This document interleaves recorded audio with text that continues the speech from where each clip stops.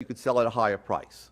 So they focus on the decision-making of the businessman. Now, that's important, but that doesn't tell the complete story. Because why is the thing that the businessman has transformed his resources into? Why is that electric car or hybrid car, why does that have a high price, a price that's higher than its costs? You have to go to the consumer to be able to explain that phenomenon. So here is the diagram. And Menger wrote out these three trinities of causation.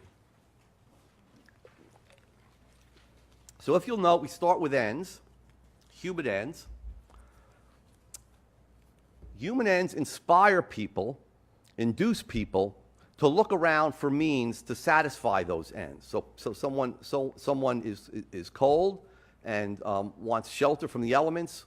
So let's say Robinson Crusoe, he's going to look around his island and see what is useful or what can be used to build some sort of a shelter. Okay. So human ends then bring about the notion of means. How can I satisfy these ends? Once the means have been arranged and transformed into something that can directly satisfy those ends, the ends are realized. So the means cause the realization of the ends. Right? And so you see that arrow goes back. So causation goes two ways. Okay? All the activity is caused by the ends, but then when you achieve those ends, that satisfies your wants. And you can see the second one. You begin with, these again are Menger's words, you begin with man in a generic sense.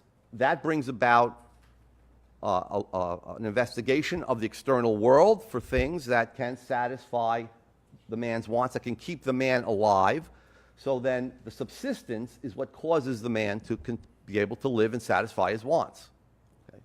So man causes the creation of subsistence, but the subsistence then causes the life, in this case, to go on. And finally, wants, goods, and satisfaction, that's the same sort of trinity.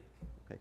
Wants cause the search for goods, the production of goods, and once you have the goods themselves cause the satisfaction of the wants. And this is interesting because it's taken from... Menger was a bibliophile, had one of the biggest economics libraries in all of Europe. And he certainly read the French liberal economists. He referred to them in his writings. And one of the chapters in Frederick Bastiat's, a great laissez-faire economist from the mid-19th century, reads wants, efforts, and satisfaction, which is exactly the trinity of causality that Menger put in his notes. Wants bring about human efforts to satisfy those wants. Once you have the goods available, then you can directly satisfy those wants. And that was Bastiat's point. Okay. Now, Menger looked very carefully at goods. He had two long chapters on goods in his principles. Because goods weren't something that were just produced by human beings. I mean, you could dig a ditch and fill it in, and that wouldn't be a good. Or you could build a huge structure that was ugly and no one liked, and no firm wanted to rent space in. So no matter how much time, effort, and resources it cost to build this huge skyscraper that no one wanted to rent in, that would not be a good. So Menger said there has to be a human need. Okay? And he used the word need synonymously with the word want. Okay, he didn't mean necessarily biological need. And then he said a thing is capable of being brought into causal connection with the satisfaction of the need. So you have to have the need, right? So let's say you have your need is that for food. You're hungry. What thing might be brought into causal connection with that need, with satisfying that need? Well, let's say a meal at Chipotle. So you have the means, okay, you can control those means. If you have the money available, you can purchase a meal at Chipotle. Human knowledge of the causal connection. You have to know that a meal at Chipotle will satisfy your hunger. Right? That there's a causal connection between that meal and your hunger. And finally, you have to have command of the thing, sufficient to direct it to the satisfaction of the need. So in this case, if you have the money available, then you can have command of the thing. Now, there's a mistake there that Menger made, and it was later on, not until the 1930s, corrected by Ludwig von Mises. Mises, and this was in Menger, but Menger wasn't aware of it as much as Mises was. Mises understood that in the real world there's imperfect knowledge, there's uncertainty. We don't always know what things will satisfy our needs. So Mises combined 2 and 3, or actually crossed them out and replaced them with another proposition. He said, really, it's the belief that a thing has the capacity to cause the satisfaction of a human need. And Mises, of course, is right. If you look at things like a psychic, if someone has a need to get in touch with a dead relative, they go to a psychic. Okay? They don't have knowledge that this is actually will satisfy that need, right? They have a belief that it will.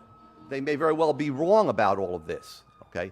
Someone wants knowledge and knowledgeable commentary about the real world, about what's going on in the world, so they buy the New York Times. Okay, I mean, all right. Well, again, certainly the human knowledge of the causal connection is not there. Okay, there's a belief that it will do that. Okay.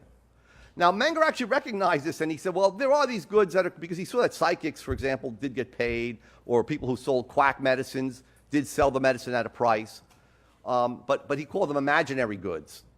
Okay, so Menger actually recognized that, but he put them into another class. Okay.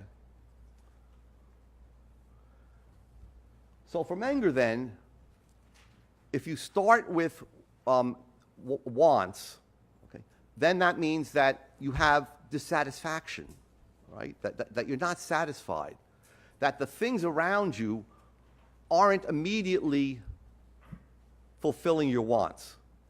So Menger pointed out that there's scarcity, and as a result of scarcity, there has to be choice. Okay? You have to rank some things higher than other things. You have to decide how to use the scarce things that are around you.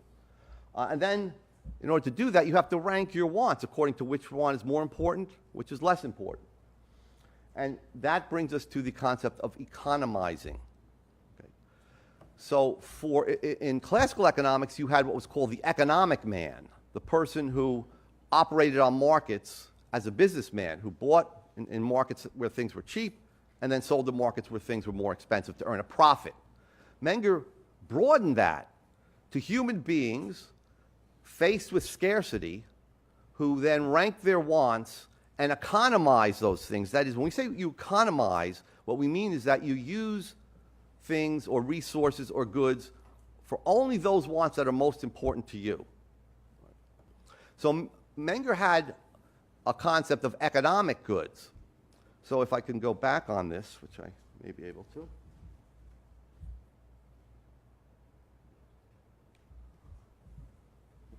Menger pointed out that some of the things that fulfill a human need, okay, things like the sun, a sunny day, or the air in this room, those things are not scarce. They're goods, Menger said, they're free goods, but they're not scarce, okay? All of the conditions have to be present for something to be a scarce good. And once you have a scarce good, once you admit into your system that most goods are scarce, that's when you have economics. That's when you have the need to economize. So instead of being an economic man, someone who's controlled by economic motives, someone who's controlled by the need to earn a profit, you have someone who is acting, the economizing man. Okay, so economizing is a verb. Economizing is something that someone does in reaction to the all-pervasive state of scarcity that we as human beings find ourselves in.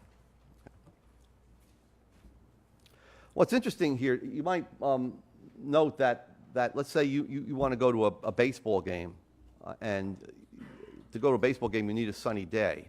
Okay, well, certainly the sun fulfills a human need.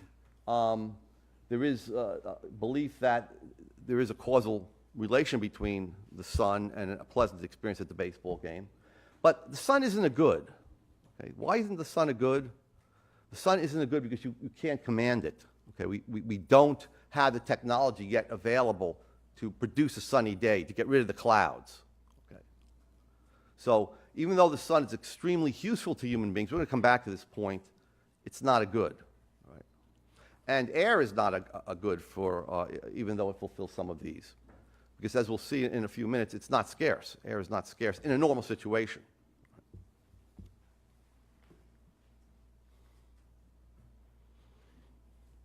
Okay, so for Menger, the value of a good is determined by its marginal utility, okay?